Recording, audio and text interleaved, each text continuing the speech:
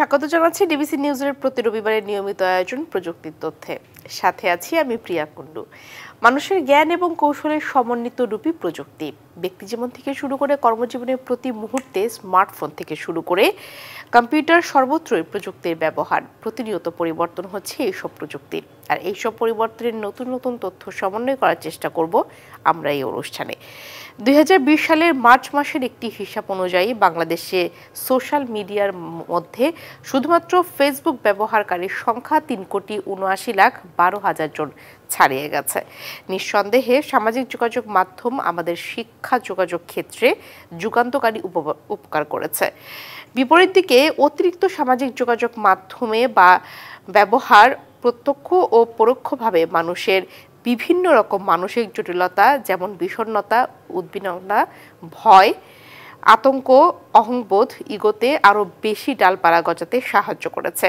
আর এইসব নিয়ে আমাদের আজকের আলোচনার বিষয় সোশ্যাল মিডিয়ার সুফল এবং কুফল। আমাদের সাথে আছেন কোর্টম্যান বিডির প্রধান নির্বাহী কর্মকর্তা মিনহাজুল আসিফ। মিনহাজুল আসিফ, স্বাগত আপনাকে প্রযুক্তির তথ্যে। শুরুতেই জানতে চাই যে সোশ্যাল মিডিয়া বা সামাজিক যোগাযোগ মাধ্যম বলতে আমরা আসলে কি বুঝি? ধন্যবাদ আমাকে অনুষ্ঠানে আমন্ত্রণ করার জন্য। আমি মিনহাজুল আসিফ, ফাউন্ডার অফ কোর্টম্যান মিডি। সামাজিক যোগাযোগ রক্ষা করার যে মাধ্যমগুলো, এগুলোই হচ্ছে সোশ্যাল মিডিয়া। একজন আরেকজনের সাথে কানেক্টেড থেকে কথা, ছবি বা ভিডিও শেয়ার করার মাধ্যমে নিজেদের মধ্যে যে যোগাযোগ রক্ষা করা হয়, এটাই আসলে আমাদের সোশ্যাল মিডিয়া। এবং সোশ্যাল মিডিয়াগুলোর মধ্যে Facebook, Twitter, Instagram, Pinterest, YouTube, then TikTok, LinkedIn, Snapchat, Quora এবং রেডিট, এগুলো সবচেয়ে জনপ্রিয়। জি, আপনার কাছ থেকে অনেকগুলো সোশ্যাল মিডিয়ার কথা আমরা শুনলাম। এর মধ্যে আমাদের দেশে সবচেয়ে বেশি জনপ্রিয় কোন মিডিয়াটি? আচ্ছা, গ্রেট। আমাদের বাংলাদেশে আসলে প্রায় 52 মিলিয়নের উপরে ফেসবুক ইউজার্স আছে এবং এটা আসলে বাংলাদেশকে এখন ডোমিনেট করতেছে। এছাড়াও যারা আসলে লাইফস্টাইল ইউজার বা যারা সেলিব্রিটি, তারা ইনস্টাগ্রাম বেশি ব্যবহার করে এবং এটার সংখ্যাও কম না, প্রায় 4.5 মিলিয়নের উপরে। এবং যারা আসলে কর্পোরেট নেটওয়ার্ক মেনটেন করে, তারা বেসিক্যালি লিঙ্কডইন ব্যবহার করে এবং অলমোস্ট 4.6 মিলিয়ন লিঙ্কডইন ইউজার আছে আমাদের দেশে।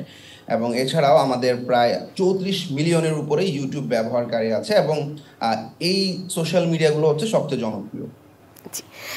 এক একটি সোশ্যাল মিডিয়ার ব্যবহার কিন্তু এক এক রকম। কোন কাজের জন্য আমরা কোন ধরনের সোশ্যাল মিডিয়া ব্যবহার করে থাকি? ওকে, গ্রেট। সোশ্যাল মিডিয়া যে মাধ্যমগুলো আছে, এখানে আসলে প্রথমে আমাদের বলতে হবে ফেসবুকের কথা। এবং সোশ্যাল মিডিয়ার যে মূল উদ্দেশ্যটা ছিল, অর্থাৎ মানুষের সাথে কানেক্টেড রাখা, এই জায়গাটাতে আসলে ফেসবুক অনেক সফল এবং right now Facebook is dominating us. সবচেয়ে ভালো দিক হচ্ছে আমরা আমাদের পছন্দের বিষয়ে বিভিন্ন গ্রুপ অথবা পেজ খুঁজে পাই ফেসবুকের মাধ্যমে। এছাড়া মেসেজিংয়ের জন্য আমরা ফেসবুক মেসেঞ্জার ব্যবহার করি। ইদানিং ফেসবুক রিল বা ভিডিও ফিডের ব্যবহার আসলে অনেক পপুলার। এছাড়াও এরপরে যদি আমি আসি, আমাকে বলতে হবে ইউটিউবের কথা। জেনারেলি টিউটোরিয়াল, তারপর হচ্ছে আমাদের বিভিন্ন ইনফরমেটিভ ভিডিও এবং যে কোনো কিছু লার্নিংয়ের জন্য আসলে ইউটিউব একটা চমৎকার প্ল্যাটফর্ম। এবং বাংলাদেশে অনেক তরুণ এখন ইউটিউবে বিভিন্ন কন্টেন্ট তৈরি করে আমাদের দেশের জন্য রেমিটেন্স নিয়ে আসতেছে। এছাড়াও ইনস্টাগ্রাম ইজ ভেরি পপুলার এবং এটা বেসিক্যালি একটা ছবি শেয়ারিং প্ল্যাটফর্ম।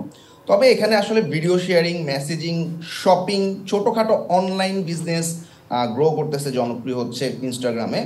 এবং ইনস্টাগ্রাম রিলটা অনেক জনপ্রিয়। এছাড়াও প্রতিদিন আমরা আসলে আমাদের মতামতগুলো জানানোর জন্য, প্রতিদিনের নিউজ বা কোনো বিষয়ে মতামত জানানোর জন্য টুইটারটা ব্যবহার করা হয় এবং এখানে প্রায় সকল গুরুত্বপূর্ণ মানুষ বা সেলিব্রিটিদের আসলে ভেরিফাইড অ্যাকাউন্ট থাকে এবং তারা তাদের চিন্তাভাবনাগুলো শেয়ার করে সেখানে। এরপরে যদি আমরা বলি, তাহলে আমাদের সবচেয়ে আরেকটা ইম্পর্টেন্ট দুইটা ফোরাম আসলে কোয়ারা এবং রেডিট। এখানে আসলে কোয়েশ্চেন আনসার, অর্থাৎ আমার একটা বিষয় জানতে ইচ্ছা করতেছে, সেই জিনিসটা সম্পর্কে আমি পর্যাপ্ত ডেটা চাচ্ছি, সেক্ষেত্রে কোয়ারা বা রেডিট যথেষ্ট জনপ্রিয়, যদি এটা আসলে ওভাবে সোশ্যাল মিডিয়া প্ল্যাটফর্ম বলা যায় না। এছাড়াও আমাদের প্রফেশনাল নেটওয়ার্কিংয়ের জন্য লিঙ্কডইন ইজ ভেরি ইম্পর্টেন্ট, কারণ বেশিরভাগ কোম্পানি দেখা যায় তাদের কর্মচারী খুঁজে নেওয়ার ক্ষেত্রে এখন আর আগের মতো করে আসলে পরিচিতদের মধ্যে থেকে নেওয়া বা বিডি জবসের মাধ্যমে অ্যাপ্লাই করার থেকে আমাদের এখন বেশিরভাগ ক্ষেত্রে দেখা যায় লিঙ্কডইন থেকে আসলে প্রপার ব্যক্তিকে চাকরির জন্য খুঁজে নেয়। এবং চাকরির প্রত্যাশী যারা আছে তাদের জন্য লিঙ্কডইনটা খুবই খুবই জনপ্রিয়। এবং আমরা প্রায় 600 মিলিয়ন প্রফেশনাল বিভিন্ন মানুষের সাথে নেটওয়ার্কিংটা খুব সহজ হয় লিঙ্কডইনে। এছাড়াও মেসেজিং বা চ্যাটিং সার্ভিসের ক্ষেত্রে হোয়াটসঅ্যাপ, ইমো, টেলিগ্রাম যথেষ্ট জনপ্রিয়। জি জি, মিনহাজুল আসিফ, সোশ্যাল মিডিয়ার সুফল বা উপকারিতাগুলো কি কি একটু বিস্তারিত জানতে চাই। আচ্ছা, সো সোশ্যাল মিডিয়ার আসলে মেইন কাজটা হচ্ছে সবাইকে সবার সাথে কানেক্টেড রাখা। বর্তমানে আসলে অনলাইনের জগতে ব্যাপক একটা বিস্তার হয়েছে। এখানে আসলে ডিজিটাল মার্কেটিং এর পরিধিটা বাড়ছে অনেক গুণ বেশি। কারণ আমরা আগে যেরকম দেখতাম অফলাইন বিভিন্ন অ্যাডের ব্যবস্থা ছিল, দেয়ালে পোস্টারিং হতো, তারপর বিলবোর্ড লাগানো হতো। এখন এই জিনিসগুলো ডিজিটাল মিডিয়াতে চলে আসছে এবং তারই একটা বড় অংশ হচ্ছে সোশ্যাল মিডিয়া। এবং এই সোশ্যাল মিডিয়া মার্কেটিং এখন যে কোনো বড় ছোট কোম্পানির জন্য অনেক অনেক ইম্পর্টেন্ট। এবং দেখা যায় যে লোক আসলে পাইকারি চালের বিজনেস করে তিনিও কিন্তু আসলে একটা পেজ খুলে তার চালের বিভিন্ন অ্যাড দিচ্ছেন। সো এই জায়গাটাতে আসলে অনেক বড় একটা ভূমিকা রাখতেছে সোশ্যাল মিডিয়া। অনেক বড় বড় কোম্পানির মেইন যে মার্কেটিং গুলো অর্থাৎ সোশ্যাল মিডিয়ার উপর অনেকটা ডিপেন্ডেন্ট। ফেসবুক, ইনস্টাগ্রামে এখন অ্যাডগুলো যথেষ্ট পপুলার। এছাড়া নতুন উদ্যোক্তা যারা আছে তারা এফ কমার্সের মাধ্যমে বা ফেসবুক কমার্স যেটাই আমরা বলি, ফেসবুক কমার্সের মাধ্যমে দেখা যাচ্ছে বিভিন্ন গ্রুপে কানেক্টেড থেকে তারা বিভিন্ন গ্রুপে তার প্রোডাক্টগুলোর ইনফরমেশন শেয়ার করার মাধ্যমে সে খুব সহজে আসলে তার টার্গেটেড অডিয়েন্স বা কাস্টমার পেতে পারছে। এছাড়াও পেইড অ্যাপের অপশন তো আছেই। এছাড়াও আমাদের বাংলাদেশে আসলে ই কমার্স বা ড্রপ শিপিং এর যে ভূমিকাটা, এখানে সোশ্যাল মিডিয়াতে আসলে তাদের মার্কেটিং এর অনেক বড় একটা জায়গা আছে। এছাড়াও আমরা লিঙ্কডইনের কথা যদি বলি, এখানে আসলে প্রফেশনাল, লোকাল এবং ইন্টারন্যাশনাল প্রফেশনাল যারা আছে অর্থাৎ বিভিন্ন কোম্পানির বড় কিছু পোস্টে যারা আছে তাদের সাথে খুব সহজে আমরা নিজে থেকে কানেক্টেড করতে পারতেছি। আমি যা জানি বা আমার যা নলেজ আছে এই নলেজগুলো খুব সহজে আমরা শেয়ার করতে পারতেছি আমাদের লিঙ্কডইন প্রোফাইলে। সো দ্যাট যেটা হচ্ছে আমি যা জানি বা আমার ক্রিয়েটিভিটি সম্পর্কে মানুষজন জানতে পারতেছে এবং খুব সহজে আসলে যে সমস্ত জব সিকাররা যারা আছে বা যারা হায়ার করে তারা সহজে আসলে একটা মানুষকে খুব সহজে পিক করতে পারতেছে। এছাড়াও ইউটিউব এখন তরুণদের আসলে কন্টেন্ট ক্রিয়েটিং এর একটা বড় জায়গা ইউটিউব করে দিছে এবং অনেক মেধাবী তরুণ তাদের কন্টেন্ট ক্রিয়েট করতেছে। সেক্ষেত্রে আমরা বলতে পারি ইনফরমেটিভ কন্টেন্ট, রান্না বান্নার উপরে বিভিন্ন চ্যানেল আছে। এছাড়াও বিভিন্ন ইনফরমেটিভ বিভিন্ন নলেজ শেয়ারিং বিভিন্ন চ্যানেল আছে। বিভিন্ন এডুকেশন প্ল্যাটফর্মও আছে যারা আসলে একটা জিনিস কিভাবে তৈরি করব বা গ্রাফিক ডিজাইন, ওয়েব ডিজাইন এই সমস্ত কাজগুলো কিভাবে করবো এই ধরনের বিভিন্ন ইউটিউব চ্যানেল আছে। সো এই চ্যানেলগুলোতে কন্টেন্টগুলো ক্রিয়েট করে এবং ইউটিউব যেটা করে বিভিন্ন ধরনের অ্যাড রান করে এবং এই অ্যাডগুলো রান করার মাধ্যমে 50-50 শেয়ারিং করা হয়। অর্থাৎ যে আসলে অ্যাডটা দিচ্ছে সে যে অ্যামাউন্টটা দিবে সেটার 50% ইউটিউব এবং 15% আসলে কন্টেন্ট ক্রিয়েটারকে দিয়ে দিচ্ছে। এবং বাংলাদেশে প্রচুর তরুণ আসলে ইউটিউবের মাধ্যমে বাংলাদেশের জন্য রেমিটেন্স নিয়ে আসছে, সেটা অনেক বড় একটা ব্যাপার আমাদের জন্য। আর এছাড়াও টিকটক, স্ন্যাপচ্যাট এই প্ল্যাটফর্মগুলো ছোট ভিডিও বা অ্যাডের মাধ্যমে বাইরের কান্ট্রিতে আসলে কর্পোরেট কালচারে বাইরের কান্ট্রিতে টিকটক, স্ন্যাপচ্যাট অনেক পপুলার, কিন্তু বাংলাদেশে আসলে এখনো এই টিকটক বা স্ন্যাপচ্যাটটার অপব্যবহার হচ্ছে বলা যায়। মিনহাজুল আসিফ, আপনি থাকুন আমাদের সাথে। আমাদের সময় হয়েছে একটি বিরতি নেবার, বিরতির পরে আবার আমরা আসছি আপনার কাছে। প্রযুক্তির তথ্যে নিচ্ছে একটি বিরতির, সঙ্গেই থাকুন। আবারও স্বাগত প্রযুক্তির তথ্যে। আমাদের আজকের আলোচনার বিষয় সোশ্যাল মিডিয়ার সুফল এবং কুফল। আমাদের সাথে আছেন কোটম্যান বিডির প্রধান নির্বাহী কর্মকর্তা মিনহাজুল আসিফ। মিনহাজুল আসিফ, আমরা বিরতির আগে সোশ্যাল মিডিয়ার উপকারগুলো শুনছিলাম, এখন একটু অপকারগুলো জানতে চাই। সোশ্যাল মিডিয়ায় কি কি অপকার আছে এবং আমরা কিভাবে ক্ষতিগ্রস্ত হচ্ছি? এক্স্যাক্টলি। সো সোশ্যাল মিডিয়ার আসলে ব্লেসিং গুলোর পাশাপাশি ডিসঅ্যাডভান্টেজের মধ্যে সবচেয়ে বড় যে ব্যাপারটা সেটা হচ্ছে সোশ্যাল মিডিয়া আসক্তি। এবং এটা বর্তমানে একটা অনেক বড় সমস্যা। দেখা যায় আমরা ফেসবুক, ইউটিউব বা ইনস্টাগ্রামে অনেক বেশি সময় দিচ্ছি। ভিডিও ফিড বা রিলের মাধ্যমে ফেসবুক, ইনস্টাগ্রাম কিন্তু আমাদের ইন্টারেস্টের উপর ভিত্তি করে আমাদের পছন্দের কন্টেন্টগুলো দেখায়, যার পর একের পর এক স্ক্রল করতে করতে আমাদের আসলে ঘন্টার পর ঘন্টা সময় নষ্ট করি। এবং আমাদের যারা স্টুডেন্ট আছে তাদের যে পড়াশোনার ব্যাপারটা বা যারা কাজ করতেছে তাদের আসলে জবের যে ব্যাপারটা বা কাজের ব্যাপারটা, এটার পাশাপাশি সোশ্যাল মিডিয়াতে অনেক সময় আমাদের নিয়ে নিচ্ছে সোশ্যাল মিডিয়া। এবং সোশ্যাল মিডিয়া ব্যবহার করার সময় আমাদের ব্যাপারটা হচ্ছে এরকম যে ডোপামিন নামে একটা রস আমাদের ব্রেন থেকে নিঃসরণ হয় এবং এটার মাধ্যমে আসলে এটার জন্য আসলে সোশ্যাল মিডিয়া থেকে সে আমাদেরকে বের হতে দেয় না এবং আমাদের মধ্যে একটা আনন্দের অনুভূতি দেয়। এছাড়াও আমাদের সাইবার বুলিং একটা অনেক বড় প্রবলেম। অর্থাৎ দেখা যায় অনেক মানুষের চেহারা বা লিঙ্গ বা বিভিন্ন আর একটা মানুষের যে ডিসেবিলিটি গুলো আছে এগুলো নিয়ে আসলে সাইবার বুলিং হচ্ছে, সাইবার ক্রাইম হচ্ছে। সোশ্যাল মিডিয়া গেমিং আরো অনেক বড় একটা সমস্যা, এবং সোশ্যাল মিডিয়া গেমিং এর মাধ্যমে যারা আসলে ইয়ঙ্গার্স আছে বা যারা টিনেজার আছে তারা আসলে বিভিন্ন সোশ্যাল মিডিয়া অনলাইন গেমের প্রতি আসক্তিটা তৈরি হচ্ছে। এছাড়াও অ্যাডাল্ট কন্টেন্ট দেখার মাধ্যমে আমাদের নৈতিক অবক্ষয়টা হচ্ছে। সোশ্যাল মিডিয়ার সবচেয়ে বড় একটা সমস্যা হচ্ছে গোপনীয়তার অভাব। অর্থাৎ আমরা ফেসবুক বা হোয়াটসঅ্যাপ ইজ লিসেনিং আস, অর্থাৎ আমাদের কথা শুনতেছে। অর্থাৎ আমি যদি ফেসবুক বা ইনস্টাগ্রাম বা হোয়াটসঅ্যাপ যদি রেখেও দেই, আমি এখন কি বলতেছি সে কথাটা সে শুনতেছে, এবং আমাদের ইন্টারেস্ট বা আমাদের প্রয়োজনীয়তা সম্পর্কে আইডিয়া নেই সোশ্যাল মিডিয়াগুলো, এবং সেই অনুযায়ী বিভিন্ন অ্যাড বা কন্টেন্টস কিন্তু আমাদের সামনে আসে। সুতরাং এখানে কিন্তু গোপনীয়তাটা কিন্তু থাকছে না, এটা একটা অনেক বড় সমস্যা। এছাড়াও আমাদের টিকটক, স্ন্যাপচ্যাট, দেন বিগো, ইমো এই ধরনের সোশ্যাল মিডিয়াগুলোর মাধ্যমে আসলে বিশেষ করে বাংলাদেশে তরুণ তরুণীদের মধ্যে একটা ভাইরাল হওয়ার ব্যাপার কাজ করে বা সস্তা জনপ্রিয়তা পাওয়ার একটা প্রবণতা দেখা যাচ্ছে। এই জিনিসটা আমাদের জন্য অবশ্যই খারাপ। জি, তাহলে সোশ্যাল মিডিয়া থেকে দূরে থাকার উপায়গুলো কি কি? আচ্ছা, সো আমার অনেক ফেভারিট একটা বই আছে, সেটা হচ্ছে থিরো মেরিসের লেখা ডোপামিন ডিটক্স।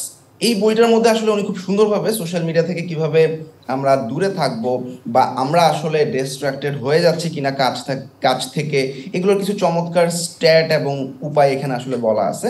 সো আমি একটু আগেই বলছি আসলে আমরা সোশ্যাল মিডিয়া থেকে বের হতে পারি না, এর কারণ হচ্ছে ডোপামিন এর কারণে, এবং ডোপামিনটা হচ্ছে একটা নিউরো ট্রান্সমিটার, এবং ডোপামিনের কারণে আমাদের কোনো একটা নির্দিষ্ট কাজের প্রতি আগ্রহ বা উত্তেজনাটা অনেক বেশি অনুভব করি, অর্থাৎ আমাদের মধ্যে ভালো লাগা কাজ করে। অর্থাৎ আমি যে জিনিসটা করতেছি সেটাতে আসলে আমার ব্রেইনটা সাপোর্ট করতেছে এবং আমি ওই কাজটা থেকে বের হতে পারতেছি না। আর এই ডোপামিনটা যাতে আমাদের ব্রেইন থেকে নিঃসরণ না হয় সোশ্যাল মিডিয়া ব্যবহার করার সময়, সেক্ষেত্রে আমরা ডোপামিন ডিটক্সিফিকেশনের একটা কাজ করতে পারি। এবং এই ডিটক্সিফিকেশনের মধ্যে খুব সিম্পল কিছু প্রসেস হচ্ছে, আমরা যদি আমাদের সোশ্যাল মিডিয়াগুলো আমাদের ফোকাসটাকে নষ্ট করে ফেলে, তাহলে আমরা খুব সহজে মোবাইলের নোটিফিকেশন বা আমাদের যে সমস্ত সোশ্যাল মিডিয়া অ্যাপগুলো আছে সেটিংস থেকে অ্যাপগুলো নোটিফিকেশনগুলো বন্ধ করে দিতে পারি। এছাড়াও এয়ারপ্লেন মুড একটা অপশন আছে আমাদের মোবাইলে। সো এয়ারপ্লেন মুডের মাধ্যমে আসলে আমাদের পুরো নেটওয়ার্ক থেকে ডিসকানেক্টেড করে দিতে পারি নিজেকে, বা আমি আমার মোবাইল সাইলেন্ট করে দিতে পারি, বা অনেক সময় মোবাইলটা পাশের রুমে রেখে আসতে পারি। এটা কিন্তু অনেক ইফেক্টিভ একটা ওয়ে।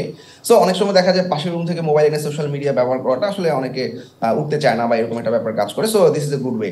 সো এখানে সবচেয়ে বড় ব্যাপারটা হচ্ছে, আমি এখন পড়াশোনা করবো 6 ঘন্টা 7 ঘন্টা, বা আমি এখন ঘুমাবো, দেখা যায় অনেকের ঘুম নষ্ট হচ্ছে, দেখা যায় অনেক রাত হয়ে যাচ্ছে কিন্তু আমরা সোশ্যাল মিডিয়া স্ক্রল করে যাচ্ছি, এরকম কিছু কমন প্রবলেম দেখা যায়। তো সেক্ষেত্রে আমরা কিন্তু খুব সহজে আসলে আমার মোবাইলটাকে নোটিফিকেশন অফ করে আমি কিন্তু সাইলেন্ট মোডে রেখে আমি কিন্তু খুব সহজেই ঘুমাতে পারবো, বা আমার যে টার্গেটেড কাজটা আছে বা যে পড়াশোনাটা আছে সেটা শেষ করব। সোশ্যাল মিডিয়ার ব্লেসিংস গুলো তো অবশ্যই আছে, সো আমি অবশ্যই ইউজ করবো না এরকম না ব্যাপারটা, বাট একটা নির্দিষ্ট সময়ের মধ্যে ইউজ করব। এবং আমাদের বিভিন্ন অ্যাপগুলোতে দেখা যায় আসলে লিমিট করা যায় টাইম, অর্থাৎ আমি ফেসবুক মোবাইল বিশেষ করে আইফোন বা অ্যান্ড্রয়েডগুলোতে লিমিট করা যায়, অর্থাৎ আমি ফেসবুক প্রতিদিন 1 ঘন্টা চালাবো, লিমিট করে দিলাম। তারপর আমি যখন ওই অ্যাপে ঢুকবো বা ফেসবুকে ঢুকবো, আমাকে ফেসবুক ইউজ করতে দিবে না মোবাইল। এরকম আমরা বিভিন্ন লিমিট করতে পারি যে কাজ আমি এতক্ষণ ইউজ করব, এই জিনিসগুলো করা যেতে পারে। এছাড়াও আমাদের যে কাজের প্রতি কনসেন্ট্রেশন এটা বাড়ানোর জন্য আমাদের মোবাইলটাকে আসলে দূরে রাখাটা সবচেয়ে বড় একটা ওয়ে। জি, তাহলে যে বলা হয় যে আমরা সোশ্যাল মিডিয়ার খাঁচায় বন্দী, এই কথাটা কি আসলেই ঠিক? এক্স্যাক্টলি। সো এখানে সোশ্যাল মিডিয়ার অ্যালগোরিদম নামে একটা ব্যাপার থাকে, উইচ ইজ ভেরি ইম্পর্টেন্ট, এবং এই অ্যালগোরিদম বা এআই এর কারণে সোশ্যাল মিডিয়া কিন্তু ম্যানুয়ালি কাজ করে না। অর্থাৎ আমরা একটা ব্যক্তি কি করে, কোথায় থাকে, কি খেতে পছন্দ করে, তার সামাজিক মর্যাদাটা কি, তিনি কোন ফুটবল ক্লাবকে সমর্থন করে, তার সোশ্যাল মিডিয়া ব্যবহার থেকে আসলে অ্যালগোরিদম এই ইনফরমেশনগুলো জেনে যায়। ধরা যাক একজন একটা ফ্রেন্ড সার্কেলের মধ্যে যে কেউ একজন আসলে গল্প করলো, আমার আসলে একটা জুতা কিনা দরকার। সো পরের দিন দেখা যাবে সে কিন্তু জুতার অ্যাড দেখাচ্ছে। সো মেইন ফ্যাক্টটা হচ্ছে ফেসবুক ইজ লিসেনিং আস, অর্থাৎ ফেসবুক কিন্তু আমাদেরকে শুনতেছে। ব্যবহার যা করতেছি আমি ফেসবুক, বিভিন্ন গ্রুপ, বিভিন্ন পেজ বা আমাদের বিভিন্ন ভিডিও বা রিল যা আমরা দেখতেছি, এই আমাদের ইন্টারেস্টগুলো কিন্তু খুব সহজেই সোশ্যাল মিডিয়াগুলো পিক করতে পারতেছে। সো দ্যাট আমাদেরকে ওই রিলেটেড কন্টেন্টগুলো দেখাচ্ছে, এবং আমরা সেখান থেকে বের হতে পারছি না। এছাড়াও ফেসবুক পিক্সেলের মাধ্যমে, আমরা অনেকে ফেসবুক পিক্সেলের নাম শুনছি। সো ফেসবুক পিক্সেলের মাধ্যমে আমি একজন ব্যবহারকারী, আমি ব্রাউজারে যে সমস্ত ওয়েবসাইটগুলো ভিজিট করব, বা আমি ব্রাউজারে হয়তো আলি এক্সপ্রেসে একটা জুতার প্রোডাক্ট দেখতেছি, সে কিন্তু আমার ব্রাউজারে, ফেসবুকে কিন্তু আমি নাই, অন্য একটা ট্যাবে আমি আসলে কোনো একটা কিছু দেখতেছি। তো ফেসবুক কিন্তু আমার সেই কুকির মাধ্যমে বা ফেসবুক পিক্সেলের মাধ্যমে জেনে যাচ্ছে আমার ইন্টারেস্টটা কোন জায়গায়, এবং সেই রিলেটেড কন্টেন্ট, সেই রিলেটেড অ্যাড আমাদেরকে দেখাচ্ছে। আমরা কিন্তু খুব সহজে বের হতে পারতেছি না। এই জন্য আমরা আসলে বলতে পারি আমরা সোশ্যাল মিডিয়ার অ্যালগোরিদমের খাঁচায় বন্দী। মিনহাজুল আসিফ, আপনাকে ধন্যবাদ আমাদের সাথে যুক্ত হওয়ার জন্য। প্রযুক্তির তথ্যে এই ছিল আজকের মতো। ডিবিসির সঙ্গে থাকুন 24 ঘন্টা।